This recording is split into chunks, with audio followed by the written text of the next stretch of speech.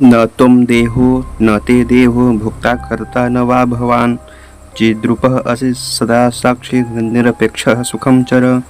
इसका भावार्थ है, तुम शरीर नहीं हो, न ही तुम्हारा शरीर है, न ही तुम कर्मों के फल के भुक्ता हो और न ही तुम कर्मों को करने वाले हो। तुम तो चैतन्य रूप हो, हमेशा से साक्षी रूप हो, सबके दृष्टा मात्र हो, आँखों वाले हो बस। तुम्हें किसी की किसी भी प्रकार की अपेक्षा नहीं है, इसलिए सुख के साथ आनंद करो। महर्षि अष्टावक्र जनक से कहते हैं कि तेरी इन विषयों में आसक्ति नहीं थी, उनमें रस नहीं था, तू मुमुक्षु था और शुद्ध मन वाला था, इसलिए तुझे शीघ्रता से आत्मबोध हो गया।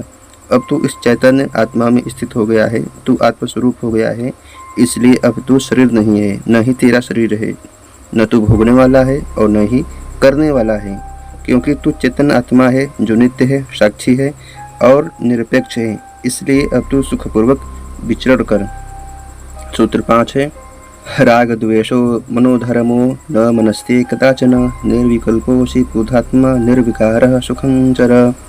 इसका भावार्थ है, राग तथा द्वेष के मन के धर्म है और यह मन तुम्हारा कभी नहीं हुआ है।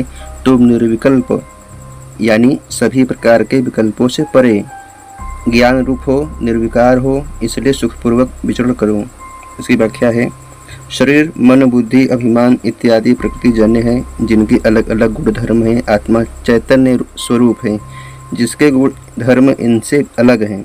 महर्षि अष्टावक्र जनक से कहते हैं कि तू तो आत्मज्ञानी है, अतः आत्मा ही तेरा कर्म तथा स्वभाव है। तू इसी के अनुरूप आचरण करता हुआ सुखपूर्वक विचरण कर। ये राग तथा द्वेष मन के धर्म है, तुझ चैतन्य स्वरूप के धर्म नहीं है, इसलिए तेरे धर्म नहीं है, क्योंकि तू मन नहीं है, आत्मा है जो निर्विकल्प अर्थात बिना किसी विकल्प, निर्विकार अर्थात दोष रहित तथा ज्ञान रूप है, जो इन सब का साक्षी मात्र है। इसलिए शरीर तथा मन के दोषों से तू हमेशा के लिए मुक्त है।